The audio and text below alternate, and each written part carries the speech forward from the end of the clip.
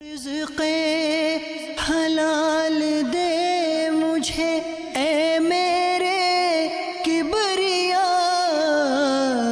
دیتا ہوں تجھ کو واسطہ تیرے حبیب کا، دیتا ہوں تجھ کو واسطہ تیرے حبیب کا۔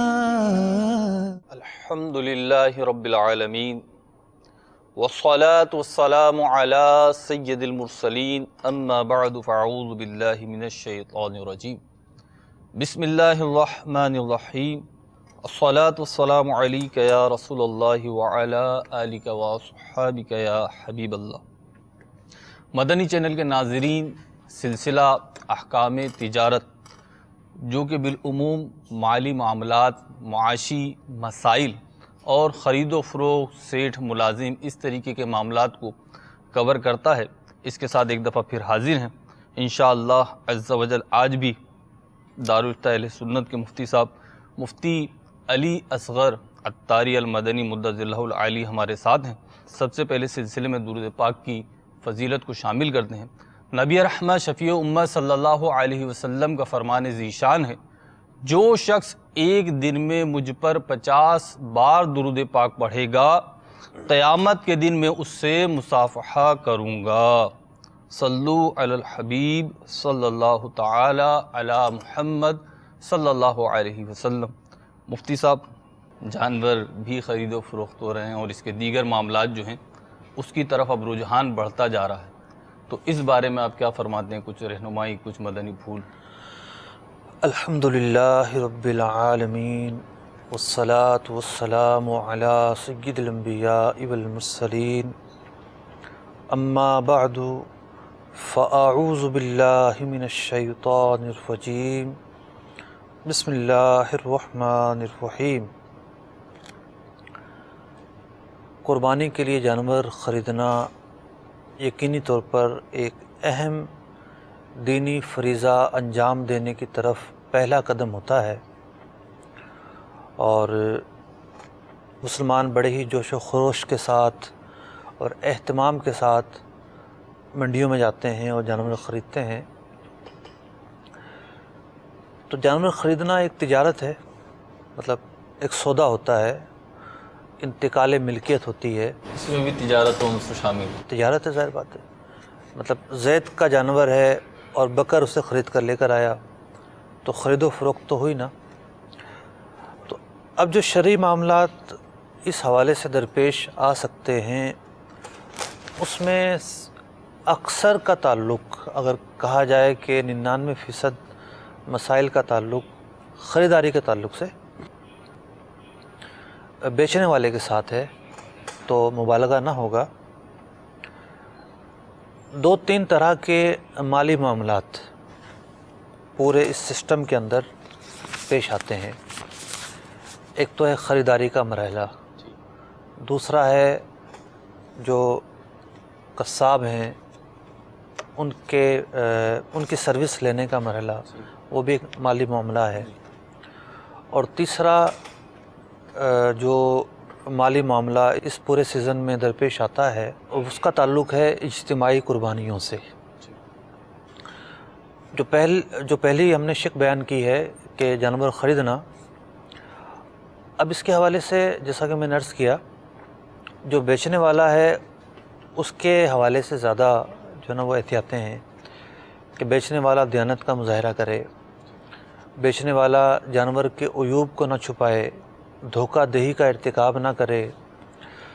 تو جو بیچنے والے ہمیں سن رہے ہیں یا ایسے لوگ سن رہے ہیں جو یہ پیغام پہنچا سکتے ہیں ان تک، تو عام ہوتا یہ ہے کہ عام دنوں میں جانور قدرے سستے ہوتے ہیں اور صرف گوشت کے لیے استعمال کیے جاتے ہیں، لیکن جب قربانی کے لیے جانور لینے کا معاملہ ہو تو جانور مہنگے ہو جاتے ہیں، اور وہ جانور جو قربانی کی شرائط پر پورے اترتے ہیں انہی کے ذریعے قربانی ہوگی۔ تو لوگ جب یہ دیکھتے ہیں کہ ہمارے جانور میں یہ اوصاف نہیں ہیں، یا یہ وہ شرائط پوری نہیں اترتی، یا وہ اس میں باتیں نہیں پائی جاتی جن کے بنا پر یہ قربانی کا جانور کہلانے کا مستحق ہو، تو پھر وہ دھوکہ دہی سے کام لیتے ہیں۔ ایک بڑی جو غلطی پائی جاتی ہے وہ جانور کی عمر بتانے کے تعلق سے غلطی ہے کہ بیچنے والے کی کوشش ہوتی ہے کہ بس کسی بھی صورت میں جانور کو 1 سال کا ثابت کرے جو مطلوبہ عمر ہے اس کی۔ جو مطلوبہ عمر ہے۔ اب ایک تو یہ کہ بہت سارے لوگ جھوٹ بولتے ہیں کہ جی ہم نے تو گھر کا پالا ہوا ہے اور یہ تو سال کا ہے، تو خریدار کو یہ چاہیے کہ اس کے بات کا اعتبار نہ کرے، کیونکہ بددیانتی کا دور دورہ ہے اور منڈیوں میں سچ بولنے والے افراد مل جائیں جن کے اپنے مفادات ہیں۔ بعض اوقات سچائی کو کچھ اور پیرائے میں دیکھا جاتا ہے، یعنی کچھ اور ایسے اس کی تحقیق کا تناظر ہوتے ہیں، اس میں دیکھا جاتا ہے۔ مثال کے طور پر گواہی کا معاملہ ہے، جی شریعت مطہرہ نے بہت سارے لوگوں کی گواہی بعض مواقع پر رد کی ہے، ٹھیک، جیسے مثال کے طور پر بیٹا جو ہے اپنے باپ کے حق میں گواہی دے رہا ہے، صحیح، تو اس کی گواہی کا اعتبار نہیں ہے، اس کی گواہی نہیں لی جائے گی۔ تو بہت ساری جگہ ایسی ہیں کہ گواہی کو رد کیا گیا کہ ان افراد کی اس موقع پر گواہی نہیں لینی، کیوں کہ یہاں تہمت کا عنصر شامل ہے۔ تو جانور بیچنے والا جب کہہ رہا ہے کہ جب 1 سال کا ہے، تہمت کا عنصر تو وہاں بھی شامل ہے، تو اس کی بات کا وہاں اعتبار نہیں کیا جائے گا۔ پھر یہ ہوتا ہے کہ جو 1 سال کی عمر ہونے کا ایک بڑا قرینہ ہے جی، وہ ہے 2 دانت ہونا۔ اچھا، اس حوالے سے میں عرض کر دوں شرعی مسئلہ۔ مثال کے طور پر کسی نے خود گھر میں جانور پالا ہے، مطلب اس کے ہاں افزائش ہوئی، بچہ پیدا ہوا اور وہ خود دیکھ رہا ہے کہ 1 سال کا ہو گیا قمری اعتبار سے، چاند کے اعتبار سے جو مہینے کی تقسیم ہے اس اعتبار سے، تو اب اس کے دانت آئے ہوں یا نہ آئے ہوں، مراد یہ ہے کہ 2 دانت نہ آئے ہوں تو اس کا اعتبار نہیں ہے۔ دانت کی حیثیت ثانوی ہے، دانت کا آنا ایک قرینہ ہوتا ہے، ٹھیک، تو 2 دانت چونکہ ایک قرینہ ہے 1 سال کی عمر پر، تو اس لیے 2 دانت کا اعتبار کر لینا چاہیے۔ اب 2 دانت کے اندر بھی ایک دھوکہ دہی کا عنصر شامل ہوتا ہے۔ 2 دانت کیا ہوتے ہیں؟ ہوتا یہ ہے کہ دودھ کے دانت جھڑتے ہیں، ٹھیک ہے، جانوروں کے، جس طرح بچوں کے جھڑتے ہیں، انسانوں کے بچوں کے، تو وہ دودھ کے دانت جھڑنے کے بعد پھر نئے دانت آتے ہیں، 2 دانت۔ اب بعض لوگ کیا کرتے ہیں اس میں بھی کہ جو دودھ کے دانت ہوتے ہیں وہ سائڈوں کے دانت گھس دیتے ہیں اور 2 دانت رہنے دیتے ہیں، وہ بڑے رہنے دیتے ہیں تاکہ یہ عنصر اور یہ مطلب کہ تاثر پیغام جائے اور تاثر یہ جائے کہ یہ 2 دانت کا جانور ہے جناب، اس کے دانت ہی 2 ہیں۔ تو بہرحال اس میں بھی ہوشیاری سے کام لینا چاہیے۔ جو لوگ جانور خریدنے جائیں ان پر لازم ہے کہ صرف اس کا رنگ اور اس کا وزن اور اس کی خوبصورتی پر ہی توجہ نہ دیں، جو عیوب کے پہلو ہیں ان پر غور کریں، اس کی دم دیکھ لیں، تہائی سے زیادہ کٹی ہوئی نہ ہو، دانت جو کہ قرینہ ہے عمر کا اس کو دیکھ لیں، تھوڑا سا اس کو چلا کر دیکھ لیں کہ وہ چل رہا ہے یا نہیں چل رہا۔ تو اور بھی کچھ ضروری چیزیں ہوتی ہیں جو دیکھنے کی ہوتی ہیں۔ تو عرض یہ کر رہا تھا کہ جانور بیچنے والے اس موقع پر بہت سے لوگ دھوکہ دہی سے کام لیتے ہیں اور چیٹنگ کرتے ہیں، جھوٹ بولتے ہیں، بددیانتی کا مظاہرہ کرتے ہیں۔ وہ اگر سن رہے ہیں تو انہیں نہیں کرنا چاہیے، کسی بھی خریداری میں نہیں کرنا چاہیے۔ اور یہاں تو ویسے بھی ایک مذہبی فریضے کی ادائیگی کا معاملہ ہے، مطلب ذرا بھی سوچ نہیں ہے کہ لوگوں کو آپ دھوکہ دے رہے ہیں، انہوں نے جا کے ایک فریضہ ادا کرنا ہے، مذہبی فریضہ ہے جو ایک ثواب اور ایک نیکی کا پہلو ہے، اس میں تعاون کرنے کے بجائے لوگوں کی جو عبادات ہے وہ خراب کرنے پہ تلے ہوئے ہیں۔ ایک ایسی جگہ سے آپ پیسہ کمانا چاہتے ہیں جس کا دار و مدار دوسرے کی عبادت خراب کرنے سے پر جا کر جو ہے وہ نتیجہ نکلتا ہے۔ تو ایک تو یہاں کچھ معاملات درپیش ہوتے ہیں، دوسرا معاملہ درپیش ہوتا ہے گوشت یعنی جانور ذبح کرنے والوں کی خدمات کے تعلق سے۔ تو وہاں جو چیزیں مد نظر رکھنی چاہیے اس میں سر فہرست تو یہ ہے کہ اس کی اجرت کا تعین کیا جائے کہ وہ کتنی اجرت لے گا۔ بہت سارے لوگ کھالوں کو اجرت کا حصہ بناتے ہیں کہ جی جانور ذبح کر دو، کھال ہم آپ کو دے دیں گے، کچھ پیسے دے دیں گے۔ تو یہ یاد رہے کہ کھال جو ہے اس کام کا حصہ ہے، جو کام وہ کر رہا ہے، جی، مطلب ذبح کرنے کے بعد اگلا مرحلہ ہے کھال اتارنا، پھر گوشت بنانا. تو کوئی بھی ایسا کام کہ جب کوئی مزدور یا ایک سروس دینے والا اسے انجام دیتا ہے تو اسی کام میں سے اجرت نہیں نکالی جا سکتی. یعنی جیسے جو کسی نے کام آٹا کر پیسا، رہا ہے، جی، کسی نے آٹا پیسا، چکی والا ہے، تو اب یہ نہیں ہو سکتا کہ جناب آٹے ہی کو اجرت قرار دے دیا جائے، مطلب گندم کی پسائی ہوئی اور آٹا اجرت قرار پائے. تو جو کام انجام دیا گیا ہے اس کام، اس کے جو بھی اجزاء ہیں اس کو بطور اجرت مقرر نہیں کیا جا سکتا. شرعی اصول و ضوابط کی روشنی میں یہ مسئلہ ہے. تو اس لیے کوئی یہ کہے کہ جی کھال اجرت میں دوں گا یا گوشت اجرت میں دوں گا، ایک تو جو ایک جنرلی اصول ہے اس کی وجہ سے یہ کرنا غلط ہے. دوسرا یہاں ایک اور اصول متحقق ہوتا ہے، وہ یہ ہوتا ہے کہ جو گوشت ہے اور کھال ہے اس کے جو مصارف ہیں اس میں یہ کہیں بھی نہیں ہے کہ اس کو اجرت کے طور پر دیا جائے گا. گوشت کے مصارف اور کھال کے مصارف یہ تو ہیں کہ بندہ خود استعمال کرے یا نیکی کے کاموں پہ خرچ کرے، لیکن اس سے مالی فائدہ اٹھائے یہ حرام ہے.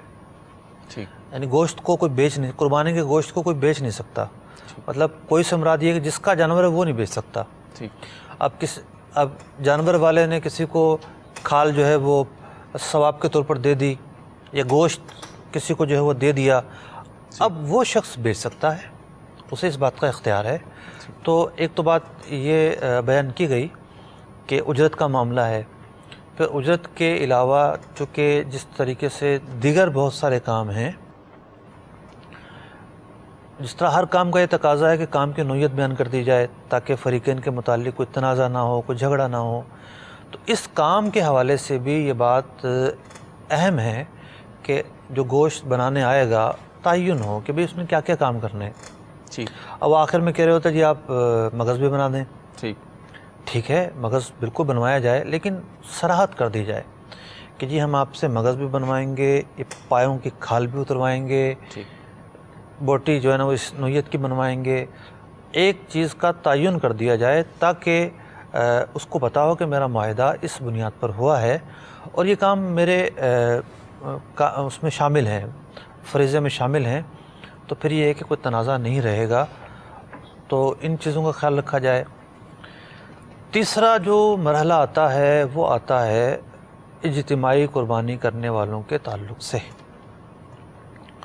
اب اجتماعی قربانیاں جو ہیں دیکھا جائے تو ایک بہت ہی مفید چیز ہے، اور جو لوگ حصہ ڈالنا چاہتے ہیں اور کوئی اور انہیں میسر نہیں ہے تو اس طرح جو آسانی مل جاتی ہے. مساجد کے تحت، مدارس کے تحت یا اور اہل علاقہ کی سطح پر اجتماعی قربانیاں ہوتی ہیں ان میں لوگوں کی شمولیت ہو جاتی ہے. لیکن معاملہ یہ ہے کہ اجتماعی قربانی معجون مرکب ہے. ٹھیک، بہت سارے شرعی احکام کا یہ مرکب ہے. یعنی انفرادی طور پہ کوئی کر رہا ہے تو اس کے مسائل الگ ہیں، اس کے لیکن مسائل اجتماعی کچھ بھی قربانی نہیں میں ہیں، اور بڑھ جاتے ہیں. نہ ہونے کے برابر ہے. ٹھیک، اس میں یہ ہے ایک تو اجتماعی قربانی کے شرکاء آپس میں پارٹنر ہیں، ٹھیک، ٹھیک ہے. پھر یہاں وکالت کے مسائل ہیں ٹھیک، کہ اجتماعی قربانی کرنے والے کسی بھی طرح خود مختار نہیں ہیں، وہ لوگوں کے محض نمائندے اور وکیل ہیں. جو انتظامیہ بنی ہے، جو انتظامات کر رہے جی ہیں. وہ صرف نمائندے، وکیل اور دیانت کے منصب پر فائز ہیں. جتنے کا جانور آئے گا ان کو بتانا پڑے گا ٹھیک، کہ جانور اتنے کا آیا ہے. وہ کہیں نہیں جی ہماری تو پرائیویسی خراب ہو جائے گی. بھئی آپ کی پرائیویسی کس چیز کی ہے؟ آپ کا کیا عمل دخل ہے؟ آپ صرف ایک نمائندہ ہیں. آپ کو جانور کی قیمت بھی بتانی پڑے گی، آپ کو جانور بھی بتانا پڑے گا کون سا جانور ہے، ٹھیک، بلکہ قربانی کے جانور کی تعیین کرنا کہ یہ قربانی کا جانور ان 7 افراد کا ہے، یہ اعلیٰ درجے کا فرض ہے. اگر تعیین نہیں ہوئی تو قربانی ہی نہیں ہوگی. یعنی 10 جانور ذبح کر دیے، خریدے، 70 افراد کے اس میں حصے ہیں لیکن ذبح تعین کر نہیں دیے، کیا. 10 کے 10 ذبح کر دیے. اب یہ پتہ ہی نہیں ہے کون سا جانور کس کا ہے. ٹھیک، تو بہت ساری صورتوں میں قربانی ہی نہیں ہوتی. پھر جی پیسے بچ گئے ہیں، تو ایک تو ہے کہ پیسے بچتے ہیں ایک اتفاقی طور پر، ٹھیک ہے، کہ جی سب نے ایک مثال ہے 10-10 ہزار روپے دیے ہیں اور 70,000 روپے جمع ہو گئے، ایک جانور کے بنتے ہیں، کوئی جانور آیا 60 کا، کوئی آیا 65 کا، کوئی آیا 2 کم 70 کا، یہ تو چلتا ہے۔ ٹھیک، لیکن اگر اجتماعی قربانی کرنے والے یہ سمجھتے ہیں کہ جی ہم 50 کا جانور لے کے آئیں گے، اس سے اوپر کا نہیں لے کر آئیں گے، خود ہی پہلے سے پلاننگ کر لی کہ پلاننگ ہمیں کر لیں، پیسے بچانے، اس سے اوپر کا نہیں لے کر آئیں گے، پیسے بچانے، یہ اختیار ان کو کس نے دیا ہے؟ یہ بددیانتی بھی ہوگا، یہ بددیانتی ہے، یہ اعلیٰ درجے کی بددیانتی ہے، کیونکہ قربانی کرنے والوں کے لیے جب وہ 10,000 روپے دے رہے ہیں تو ان کے لیے یہ بات زیادہ مستحسن ہے کہ وہ اچھے سے اچھا جانور لیں، بجائے اس کے کہ وہ بچے ہوئے پیسوں کو نیکی کے راستے میں خرچ کریں۔ ایام قربانی کے اندر تو جو صدقے کی صورتیں نکلتی ہیں، قربانی کرنا جو ہے وہ ایک اہم ترین صدقہ ہے، ٹھیک، تو ایک تو ہے کہ بھی بچ گئے، اتفاق ایسا ہوا کہ کوئی بھی جانور، سارے جانور 70 کے ملیں، یہ تو ضروری نہیں ہے، ایسا ہوتا بھی نہیں ہے۔ تو ایک تو یہ ہے کہ جو پیسے قصداً پیسے بچانے کی کوشش نہ کریں، ٹھیک، جو بھی ان کا ہدف ہے، اگر یہ 10,000 روپے لے رہے ہیں تو ظاہر بات ہے ایک جانور پر 5,000 روپے خرچ آ جائے گا، جو بھی ان کا محتاط تو ایکسپینس بنتا ہے، 65 تک کا ذہن رکھیں گے، 65 تک کے ہم نے لینے ہیں۔ اب کوئی جو ہے نا وہ رئیسوں کا ایریا ہے تو وہاں 20,000 روپے فی حصہ جمع کیا ہے، تو پھر جانور اور اچھا لانا پڑے گا ان کو۔ ٹھیک، تو جب حصہ جمع کروانے والوں نے جتنی رقم جمع کروائی ہے، اس رقم میں جو اچھے سے اچھا جانور آ سکتا ہے دیگر اخراجات نکال کر، وہ جانور لانے کی کوشش کرنا ان پر ضروری ہے۔ پھر یہ ہوتا ہے کہ پیسے بچ جاتے ہیں، ٹھیک، وہ 1,000 روپے، 500 روپے، 200 روپے کے جانور سے بچ جاتے ہیں، پھر اس کے متعلق یہ اختیار لے سکتے ہیں اور اس کے متعلق یہ آپس میں طے کر سکتے ہیں کہ ان پیسوں کا کیا کرنا ہے۔ وہ بھی اگر مالک چاہے گا تو اجازت دے گا کہ ٹھیک ہے اس کو نیکی کے کام میں خرچ کر دیں، اور وہ چاہے تو نہ دے اختیار، کہ مجھے واپس کرو، اس کی ملک ہے، اس کی ملک ہے، اس کا حق ہے۔ پھر اگلا مرحلہ آتا ہے گوشت کی تقسیم کے تعلق سے، مطلب پہلے پھر جانور کی تعین کرنا ہے، جانور کی تعین کرنے کے بعد گوشت کی تقسیم کرنا ہے۔ بعض جگہ تو یہ دیکھا گیا ہے کہ جانور ذبح ہو گیا اور اس میں ایک آدھ حصہ رہتا تھا، ٹائم کے ٹائم کوئی بندہ ہے، بھئی کوئی ہے حصہ آپ کے پاس؟ ہاں جی تھیلی رکھی ہوئی ہے، یہ لے جاؤ آپ، اس کی قربانی تھوڑی ہوگی، ذبح پہلے ہی ہو چکا ہے، ذبح گوشت تو بن پہلے ہو چکا چکا ہے، تو اس کا نام کیسے ڈالا جا سکتا ہے؟ کہ گوشت بیچنے کا نام قربانی تھوڑی ہے، ٹھیک، قربانی تو خون بہانے کا نام ہے۔ جانور کی تعین ہو، جانور میں ملکیت ہوگی، جس کی 7 افراد میں 7 کی ملکیت ہوگی، پھر پہلے تعین ہوگی، پھر ملکیت ہوگی، پھر جانور ذبح ہوگا ان کی طرف سے، پھر جا کر قربانی ہوگی۔ پھر اگلا مرحلہ گوشت کی تقسیم کا ہے، تو اس کے حوالے سے بھی ابلغ گھوڑ سوار میں جو ہے وہ احکام بیان کیے ہوئے ہیں کہ اس کی کتنی اہمیت ہے اور کتنی نہیں ہے۔ تو یوں اس اہم مذہبی فریضے کے اندر مالی لین دین کے مسائل نہ ہوں، یہ نہیں ہو سکتا۔ ان مرحلوں پر مالی لین دین کے مسائل آتے ہیں جن کی تفصیل میں نے عرض کی ہے۔ اب ہم کچھ کالے لے لیتے ہیں۔ جی مفتی صاحب کچھ کالز بھی ہیں جی اور اپنے سوالات شامل کرتے ہیں، کال چلا دیجیے گا۔ میرا نام محمد حبیب الرحمان ہے اور میں پوچھنا چاہتا ہوں کہ اگر قرضہ ہو آدمی پہ تو کیا اس کو قربانی کرنا اس سے جائز ہے کہ ناجائز ہے؟ یعنی کہ اگر وہ کرنا چاہتا ہے تو کیا وہ کر سکتا ہے؟ اگر نہیں کرنا چاہتا تو اس سے کوئی گناہ ہے یا اس کے بارے میں ہمیں کیا رہنمائی ہو سکتی ہے؟ ٹھیک، انشاءاللہ عز و جل عرض کرتے ہیں، ایک اور کال چلا دیجیے گا۔ آج کل تاجر یہ کرتے ہیں کہ بکرے یا اور کوئی جانور کو بیچنے سے پہلے اس کا حوالہ بنا دیتے ہیں کہ اتنے روپے میں نے بیچا ہے، اور جو خریدنے والے ہوتے ہیں وہ بھی بڑھا کر ریٹ بتاتے ہیں، جس سے جو غریب آدمی ہوتا ہے اس کے لیے پریشانی کا سبب بنتے ہیں۔ جیسے کسی نے 10,000 میں خریدا تو وہ آ کے 15,000 یا 20,000 میں بکرے کی قیمت بتاتا ہے، تو یہ ایسا بتانا اور لوگوں کو گمراہ کرنا اس کے لیے کیسا ہے؟ تو حضرت اس کے لیے رہنمائی فرمائیے اور مدنی پھول عطا فرمائیے۔ مفتی صاحب 2 سوالات ہمارے جو ہیں کہ ایک تو قرض ہے، اب جس کے اوپر قرض ہے اس نے قربانی کری تو اس کا حکم کیا ہوگا، اور اگر نہیں کری تو کیا ہوگا؟ قرض ہونا مطلقاً قربانی واجب ہونے کے منافی نہیں۔ ٹھیک، ایک شخص پر قرضہ تو ہے، لیکن قرضے کو نکال کر اس کے پاس کیا بچتا ہے یہ دیکھا جائے گا۔ ٹھیک، اگر حاجت اصلیہ سے زائد نصاب اس کے پاس موجود ہے، نصاب سے مراد ہے 52.5 تولہ چاندی یا 52.5 تولہ چاندی کے برابر جو بھی مالیت کا ساز و سامان ہے، خواہ وہ کیش کی صورت میں ہو، خواہ وہ زائد از ضرورت گھریلو سامان کی صورت میں ہو، یا زائد از ضرورت کپڑوں کی صورت میں ہو، جو بھی اس کی ملکیت میں چیزیں ہوں جو حاجت اصلیہ سے زائد ہوں، ان کا یہ حساب لگائے گا کہ کتنی ملکیت کا مالک ہے، اور اس کے اعتبار سے پھر یہ ہے کہ صاحب نصاب ہے اگر قرض نکالنے کے باوجود، تو اس پر جو ہے وہ قربانی واجب ہوگی اور اسے قربانی کرنا ہوگی۔ اگر قرضہ نکالنے کے بعد حاجت اصلیہ کو نکال کر نصاب نہیں رہتا، نصاب کا مالک اگر یہ نہیں ہے، تو پھر اس پر قربانی کرنا واجب نہیں ہے۔ اس صورت میں اسے اپنا قرضہ ہی اتارنا پڑے گا، قربانی نہ کرے۔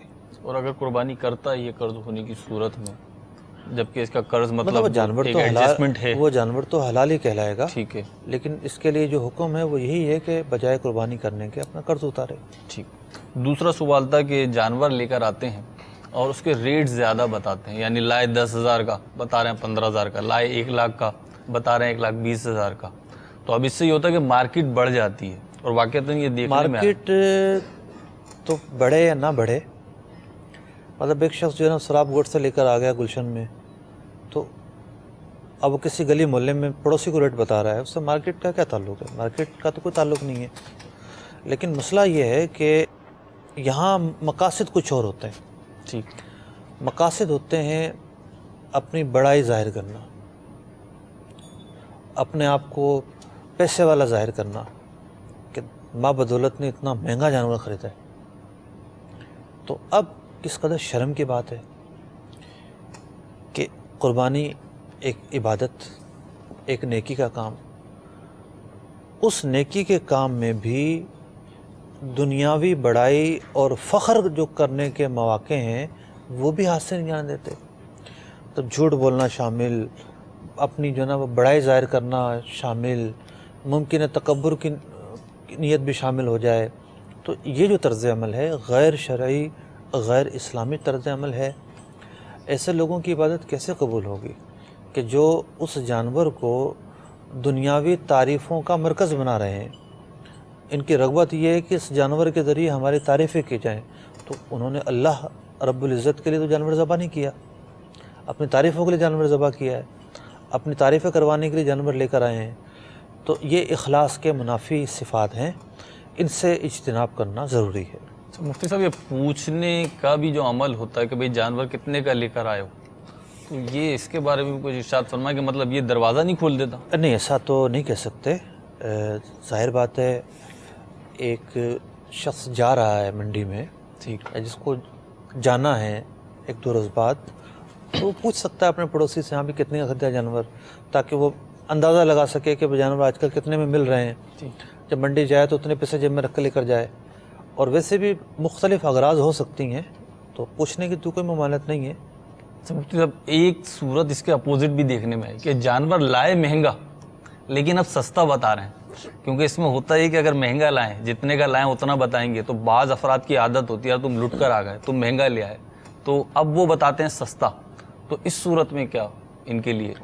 اور بھی اغراض ہوتی ہیں، بعض لوگ نہیں چاہتے کہ ان کا اسٹیٹس ظاہر ہو، یا ایک اور چیز بھی ہوتی ہے، ایک ہوتا ہے نا کہ ہاں اتنے کا، جی، تو وہ اس چیز سے بچنا چاہتے ہیں جی، کہ فلاں انگشت نمائی ہو ٹھیک، کہ فلاں تو اتنا مہنگا جانور لے کر آیا ہے۔ تو یہ اغراض اگرچہ کہ اغراض ہیں، سننے میں تو اچھی لگ رہی ہیں، لیکن ان اغراض کو اپنانے کے لیے جھوٹ بولنے کی اجازت نہیں ہے۔ یہ اغراض ایسے نہیں ہے کہ جھوٹ کو حلال کر دیں گے، ایسا نہیں ہے۔ تو سچائی سے کام لیا جائے، سچ ہی بولنا پڑے گا۔ استاد شروع میں جو آپ نے تمہیداً گفتگو ارشاد فرمائی کہ اس میں مالی معاملات ہیں، قربانی کے تمام جو معاملات ہیں اس میں مال کا بہت بڑا فیکٹر ہے، اس میں مطلب مال کی منتقلی ہے، انتقال مال ہے، ایک ہاتھ سے دوسرے ہاتھ میں جا رہا ہے، تو کیا معیشت پر، ملکی یا بین الاقوامی جو معیشت ہے اس پر بھی اس کے کوئی مثبت یا منفی اثرات پڑتے ہیں، آپ محسوس کرتے ہیں؟ بعض عقل سے پیدل افراد کہہ دیتے ہیں مسلمانوں کو اتنی بڑی رقم قربانی میں لگانے کے بجائے یہ کرنا چاہیے اور وہ کرنا چاہیے. جی تو اسلام کا دار و مدار محض عقل پر نہیں ہے، ٹھیک، وحی پر ہے. ٹھیک ہے. اور وحی کے دو حصے ہیں، ایک وہ کہ نبی اکرم علیہ السلام کی زبان اقدس سے ہمیں پتہ چلا کہ یہ قرآن ہے تو اس کو قرآن کہیں گے، اور نبی اکرم علیہ السلام کی زبان اطہر سے پتہ چلا کہ یہ حدیث ہے تو اسے حدیث کہیں گے. حدیث بھی وحی ہی کی ایک قسم ہے. تو وحی کیا ہے؟ ایک علم منقول ہے ٹھیک، جو بواسطہ رسول اکرم صلی اللہ علیہ وسلم ہم تک پہنچ رہا ہے. ٹھیک، تو نہ تو یہاں عقل کا دار و مدار، عقل کو دخل ہے، نہ قیاس کو دخل ہے، ٹھیک، اور نہ ذاتی پسند اور ناپسند کو دخل ہے. ٹھیک، شریعت ہی اصل ہے، شریعت ہی مرجع اور معال ہے. تو اس طرح کی باتیں ایک بے وقوفانہ باتیں ہیں ٹھیک، اور تنگ نظری پر مشتمل باتیں ہیں. جب دین متین نے قربانی کرنے کا حکم دیا ہے تو رہتی دنیا تک قربانیاں ہوتی رہیں گی، ٹھیک، کوئی نہیں روک سکتا. روکنے والے خود دنیا سے چلے گئے لیکن یہ چیز بڑھتی ہی چلی گئی. رہی بات اس کے دنیاوی بینیفٹس اور معاشرتی اور ملکی بینیفٹس اور فوائد کے، تو اس سے بڑھ کر اور کیا فائدہ ہوگا کہ ایک جانور جو ذبح ہوتا ہے، ٹھیک، عام دنوں میں اس کی قیمت کچھ اور ہوتی ہے اور اس موسم میں اس کی قیمت کچھ اور ہوتی ہے. بالکل. اس کا سب سے بڑا فائدہ کسے پہنچ رہا ہے؟ اس لکڑ ہارے کو پہنچ رہا ہے، اس ہاری کو پہنچ رہا ہے، اس کسان کو پہنچ رہا ہے جس کی کل جمع پہنچی 2-4 جانور ہیں. ٹھیک، اس سے زیادہ اس کے پاس کوئی اسباب ہی نہیں ہے، کچھ ملکیت ہی نہیں ہے. ٹھیک، آپ چلے جائیں صحرائے تھر کے اندر، جب بارش ہوتی ہے نا، جی، صحرائے تھر میں بارش کی پہلی بوند جب پڑتی ہے جی، تو تھر کے جو چاروں طرف جو علاقے ہیں، مطلب ایک بدین سائڈ پڑتی ہے، دوسرا مرپو خاص سائڈ پڑتی ہے، تیسری عمر کوٹ سائڈ پڑتی ہے. ان تینوں دروازوں کے چوتھی طرف تو پھر ہند کا بارڈر آ جاتا ہے. ان تینوں زاویوں کے کسی بھی مین روڈ پر جا کر آپ کھڑے ہو جائیں، پہلی بوند پڑنے کے 2-4 دن کے بعد ٹھیک، صبح سے شام تک روڈ پر پیدل جانوروں کا جو ریوڑ ہے وہ ختم نہیں ہوگا. اچھا، 1 سے 1.5 مہینے تک یہ سلسلہ جاری رہتا ہے. ہوتا کیا ہے کہ جو لوگ وہاں کے رہنے والے ہوتے ہیں ان کا گزارا ہوتا ہے مویشیوں پر. صحیح، تو جب بارش آتی ہے تو اپنے علاقے میں لوٹ آتے ہیں مویشیاں لے کر اپنے، اور کچھ کھیتی باڑی کرتے ہیں. کھیتی باڑی جب تک رہتی ہے جانوروں کا گھاس باقی رہتا ہے، پینے کا پانی باقی رہتا ہے، وہ ایک فصل بھی اگا لیتے ہیں اور وہ وہیں رہتے ہیں. پھر جب پانی ختم ہو جاتا ہے، گھاس ختم ہو جاتا ہے تو پھر وہ ہجرت کرتے ہیں. ٹھیک، اور وہ شہروں کی طرف آتے ہیں. وہ شہروں میں آ کر پھر جو شہروں سے ملحقہ جنگلات ہیں وہاں جہاں پانی اور گھاس دستیاب ہوتا ہے، اور گھاس بھی کیا، جھاڑ بوجھے جہاں دستیاب ہوتے ہیں، جہاں مطلب جنگلی گھاس پر وہ گزارا کرتے ہیں، اور شہروں میں دودھ بیچتے ہیں جانوروں کا. اب ان کا ذریعہ معاشی ہوتا ہے. صحیح، اسی طریقے سے جہاں ویسے ہی زرخیز علاقے ہیں تو وہاں بھی کسان حضرات، زمیندار حضرات جانور پر گزارا کرتے ہیں. جانور ان کی جو ہے وہ آمدنی کا ایک بڑا حصہ ہوتا ہے. تو اب جب اس پروڈکٹ کی قیمت بڑھنے کا ایک موسم آیا ہے، ٹھیک ہے تمام پروڈکٹس کی طرح اس میں بھی جو ہے نا وہ 3-4 واسطے بیچ میں ہوتے ہیں، لیکن اس کا جو اثر پڑے گا، سب سے زیادہ اثر پڑے گا اس کا ان غریب لوگوں پر. پیسے والوں کی جیبوں سے پیسہ نکلے گا اور ان کی جیبوں میں منتقل ہوگا. اس سے بڑھ کر ملک کی معیشت اور ملک کی جو ہے وہ جو ایک ترسیل کا نظام ہے، پیسے کی منتقلی کا نظام ہے، اس سے بڑھ کر فوائد اور کیا ہوں گے؟ پھر یہ تو ایک زاویہ تھا، اس کے بعد کھالوں کی صنعت کو فائدہ، جی بہت بڑی صنعت ہے پاکستان کی. کتنی بڑی صنعت ہے. جی. ٹھیک ہے، باقاعدہ کھالیں سنا یہ ہے کہ باہر بھیجی جاتی ہیں. جی جی بالکل ایکسپورٹ ہوتا اس کے بعد جو لوگ لوڈنگ سے وابستہ ہیں ان کا فائدہ، جو لوگ گوشت بنانے سے وابستہ ہیں ان کا فائدہ، جو لوگ گھاس سے وابستہ ہیں ان کا فائدہ. تو شریعت مطہرہ کا دیا ہوا ایک طریقہ ہے، اس میں فوائد ہی فوائد ہونے، نقصان کا کیا پہلو ہے؟ پھر دوسری بات آپ اس سے اندازہ لگائیے، ساری باتیں ختم. بکری سال میں ایک بچہ دیتی ہے، 2 بچے دیتی ہے. جی. ایک نسل ایسی ہے کہ تو تھوڑی زیادہ افزائش اس کی ہوتی ہے، لیکن گائیں بھینس میں ایسا بھی نہیں ہے، تو سال میں ایک بچہ دیتی ہے. لیکن جتنے بھی حرام جانور ہیں، کتا ہوا یا بلی ہوئی یا اس طرح کے اور جانور ہوئے، ان کی کہیں بھی کٹائی ہوتی ہے، نہ ذبح کیا جاتا ہے، نہ ان کے باڑے ہیں، نہ ان کے ریوڑ ہیں. لیکن اس کے باوجود ان کی افزائش قلیل ہے. ان کی افزائش کہیں بھی یہ نہیں ہے کہ بہتات نظر آئے آپ کو جناب. جس حساب سے پیدائش ہے اس حساب سے یہ نظر نہیں. حرام میں برکت نہیں ہوتی، ٹھیک، حلال میں برکت ہوتی ہے. اور حلال نام ہی اسی چیز کا ہے، شریعت نے جس کو کہا کہ یہ حلال ہے. تو یہ جانوروں کی برکت کیا یہ آئینہ نہیں ہے کہ جس کو شریعت نے حلال کہا اس میں برکت ہی برکت ہے؟ اس کو ذبح کیا جا رہا ہے، اس کو کھایا جا رہا ہے، اس کو کاٹا جا رہا ہے، اس کو جو ہے وہ تقریبات میں استعمال کیا جا رہا ہے، لیکن پھر بھی ختم ہونے کا نام نہیں لیتے. تو پھر قربانی کو کیوں ہدف، کسی کے ذہن میں یہ وسوسہ کیوں آئے کہ قربانی سے یہ نقصان ہو سکتا ہے یا یہ ہو سکتا ہے؟ یہ سب شیطانی وسوسے ہیں. درست فرمایا آپ نے. کچھ ہمارے پاس سوالات ہیں، ان کو شامل سلسلہ کرتے ہیں. تو چلائیے گا ہمارے ناظرین ہم سے کیا پوچھ رہے ہیں. کیا قربانی کی کھال عیدگاہ میں یا مسجد کے امام کو دے سکتے ہیں؟ ٹھیک ہے، عرض کرتے ہیں. دوسری کال بھی دیجیے گا. دارالسلام ٹوبہ سے بات کر رہا ہوں. یہ مسئلہ پوچھنا تھا. گائے نا وہ نا 6 ماہ کے بعد اس میں بچہ فوت ہو گیا اس کا، تو مسئلہ یہ پوچھنا ہے کہ اس کا دودھ اب پی سکتے ہیں یا نہیں؟ ٹھیک ہے، عرض کرتے ہیں اس کا بھی جواب. مفتی صاحب، یہ قربانی کی کھال عیدگاہ یا مسجد وغیرہ میں دی جا سکتی ہے یا نہیں؟ قربانی کی کھال کے مختلف مصارف ہیں. ٹھیک. ایک تو یہ ہے کہ کوئی شخص باقی رکھتے ہوئے خود ہی رکھ لے، مثال کے طور پر اس کی جو ہے وہ مصلی بنا لے، بیٹھنے کی چٹائی کے طور پر یوز کرے، باقی رکھتے ہوئے اسے استعمال کرے. ٹھیک. دوسری صورت یہ ہے کہ بی عین ہی اس کو صدقہ کر دے. ٹھیک. مطلب اٹھا کے جو ہے وہ مسجد کو دے دے. ٹھیک. عیدگاہ کو اگر ضرورت ہے تو وہاں دے دے، دینی مدارس کو دے دے، ثواب کے جہاں بھی کام ہے وہ دے دے. یہاں غنی کو بھی دے سکتا ہے، فقیر کو بھی دے سکتا ہے. تیسری صورت یہ بنتی ہے کہ قربانی کی کھال کو صدقہ کرنے کے لیے بیچے. صدقہ کرنے کے لیے بیچے. ہاں. اس سے کیا مراد؟ ایک تو ہے اپنے لیے بیچنا. ٹھیک ہے. کہ بھی قربانی کی کھال ہے اور میں اسے بیچ کے چلو اپنے کام میں لے آؤں گا پیسے. صحیح.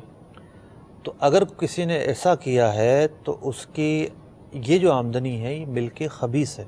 ملک خبیث مطلب یہ حرام آمدنی ہے. اچھا. اپنے ہی جانور کی قربانی کی کھال اپنے لیے اگر وہ اس نے بیچا ہے، ٹھیک ہے، تو یہ حرام آمدنی ہے. ٹھیک ہے. اس کی اجازت نہیں ہے. ٹھیک. اب اس رقم کو مستحق کے زکوٰۃ ہی کو دینا ضروری ہوگا. ٹھیک. یعنی یہ قربانی کی کھال جب بیچیں گے تو صدقہ کرنا واجب ہو جائے گا. اپنے لیے بیچیں گے اچھا، اگر اپنے لیے بیچیں گے، اپنے لیے بیچیں گے تو صدقہ کرنا ہوگا. دوسری صورت یہ ہے کہ قربانی کی کھال رکھی ہوئی ہے اس کے پاس، جیسے عام طور پر تیسرے دن کی قربانی ہوتی ہے، کوئی لینے والا ہی نہیں آ رہا. ٹھیک ہے. کسی مدرسے کو دینی تھی اہل سنت کے، یا جامعۃ المدینہ کو دینی تھی، یا مدرسۃ المدینہ کو دینی تھی، کوئی پہنچا ہی نہیں ہے. کھال بھی خراب ہونے کا اندیشہ ہے. اب اس موسم میں کھال خریدنے والے بھی گھوم رہے ہوتے ہیں. ٹھیک. تو اس نے یہ سمجھ کے کہ بھی چلو ٹھیک ہے کوئی آیا نہیں، بیچ دیتا ہوں، پیسے دے دوں گا ادارے کو. تو یہ بیچنا کوئی گناہ کا کام نہیں ہے. ٹھیک. یہ بیچی جا سکتی ہے، لیکن اب جو رقم دینی ہے پہلے کے مقابلے میں اس موقع پر کچھ دائرہ محدود ہو جائے گا. ٹھیک. اب یہ غنی کو رقم نہیں دے گا, ٹھیک ہے. فقیر ہی کو دے گا, یا جو صدقے کے محل ہیں جیسے مسجد کو دینا ہے, مدرسے کو دینا ہے, وہاں پر یہ رقم صرف کرے گا. تو یہ 3 موٹی موٹی صورتیں میں نے خلاصتاً بیان کی ہیں, اور بھی زائد ہو سکتی ہیں. عیدگاہ اور مسجد کو دینا چاہ رہے ہیں تو دے سکتے ہیں. ہاں دے سکتے ہیں. اس سے اگلا سوال تھا کہ گائے کا بچہ 6 ماہ کی عمر میں انتقال کر گیا, بھینس کا بچہ, تو اس کا دودھ استعمال کر سکتے ہیں یا نہیں؟ غالباً یہ بچے کا حق سمجھ رہے ہیں, ایسا محسوس ہو رہا ہے ان کے سوال سے. دودھ استعمال کرنا تو حلال ہی ہوگا, اس دودھ پر کوئی حرمت نہیں آئے گی. جی. لیکن یہ ہے کہ اب اس جانور کے لیے دودھ نکالنے کا عمل تکلیف دہ بنتا ہے یا نہیں بنتا, مجھے اس کا کوئی تجربہ نہیں ہے. اگر مزید دودھ نکالنے سے اس جانور کو تکلیف نہیں ہوتی, ٹھیک, جو ایک ایسی تکلیف ہو واقعی جسے تکلیف کہا جائے, اذیت کہا جائے, ٹھیک, تو کوئی حرج نہیں ہے. ٹھیک. اچھا, بعض لوگ میں نے دیکھا ہے ایسے مواقع پر کیا کرتے ہیں, کسی اور جانور کا بچہ لے آتے ہیں. ٹھیک. ایسا ہوتا نہیں کہ بھئی مل گیا ان کو جانور کا, تو وہ بچہ دودھ کو لگا دیتے ہیں. ٹھیک. تو وہ دودھ پیتا رہتا ہے اور اس کا دودھ جاری رہتا ہے. تو اس میں بھی کرنے میں کوئی حرج نہیں ہے. ٹھیک. تو یہاں فائدہ مقصود ہے تو اس کی گنجائش موجود ہے. تو ہمارے پاس کچھ اور مزید کالز ہیں, آئیے دیکھتے ہیں ہمارے ناظرین ہم سے کیا پوچھ رہے ہیں. صلو علی الحبیب صلی اللہ تعالی علی محمد.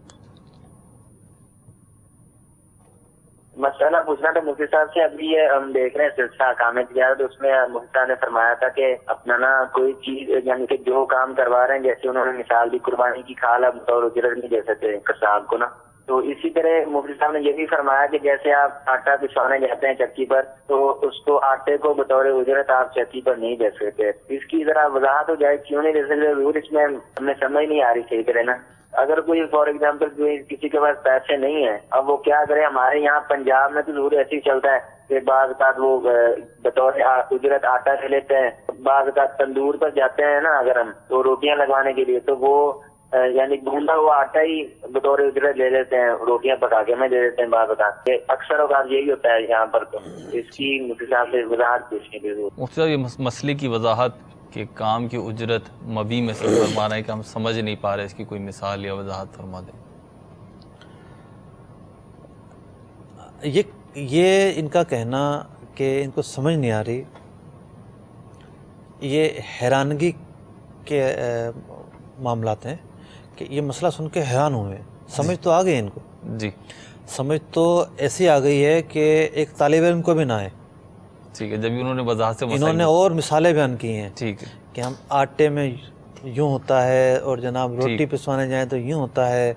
تو مسئلہ تو آپ سمجھ گئے ہیں کہ جو بیان کیا گیا ہے وہ کس پس منظر میں بیان کیا گیا ہے, اور اس کی مزید مثالیں بھی آپ نے بیان کر دی ہیں خود ہی. لیکن یہ مسئلہ ہضم نہیں ہو رہا. صحیح.